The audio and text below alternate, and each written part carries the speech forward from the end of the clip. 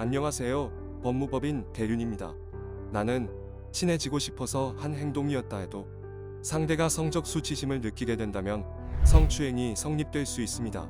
뒤늦게 장난이었다, 재미로 한 행동이었다고 해명해도 죄가 성립될 수 있는 만큼 애초에 민감한 사안에 대해서는 처음부터 언행을 조심해야 할 텐데요. 최근에는 억울하게 가해자로 몰려 대륜과 법적 대응을 준비하는 경우도 많습니다. 오늘은 이와 관련해 강제추행 혐의를 받는 분들께서 저희에게 자주 묻는 질문들에 대해 답변 드리도록 하겠습니다.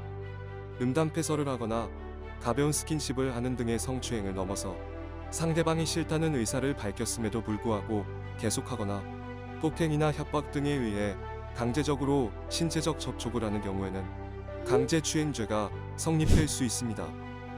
형법에서는 이를 폭행 및 협박을 수단으로 사람을 추행하여 개인의 성적 자기결정의 자유를 침해하는 행위로 규정하고 있습니다.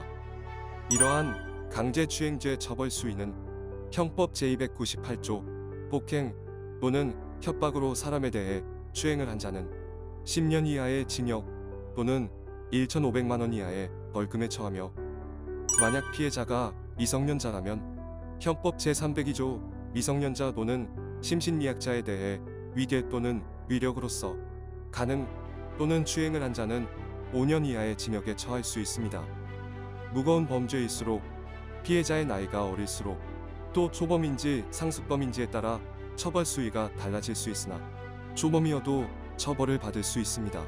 상습범의 경우에는 형법에서 정한 형량의 2분의 1까지 가중됩니다. 또한 성범죄의 경우 혐의가 인정된다면 형사처분 외에 보완처분이라는 페널티가 추가됩니다. 전자발찌나 신상공개에 대해 들어본 적이 있으실 겁니다. 이러한 제도가 바로 보완처분으로 형을 살고 나오거나 벌금을 낸 후에도 진행됩니다. 보완처분을 통해 이웃들이 내가 강제추행을 했다는 사실을 알게 될 수 있으며 아동 청소년이 많이 보이는 학교나 학원 같은 시설의 취업이 금지됩니다. 또한 외국에 나갈 때도 비자 발급이 거절될 수 있으며 이 밖에도 일상생활에 지장을 많이 받게 되는 만큼 순간의 실수로 인해 남은 인생 전체에 영향을 줄 수 있다는 사실을 잊지 마시길 바랍니다. 대부분의 성범죄는 단둘이 있는 경우 혹은 반대로 아주 많은 사람들이 밀집되어 정신이 없는 상황에서 발생합니다. 그러다 보니 증거 확보가 어려운 편이고 피해자의 일관된 진술만으로도 처벌을 받는 경우가 있습니다. 그렇기 때문에 증거가 없으니 괜찮을 거라고 마음 놓고 있기보다는 억울한 부분이 있다면 이를 밝혀내야만 합니다. 나는 당당하니 괜찮을 거라 생각할 수도 있겠지만 만약 피해를 주장하는 사람이 나를 끌어내릴 목적이나 금전 요구 등을 위해 증거까지 조작하였다면 혐의를 벗기 어려울 수 있기 때문입니다.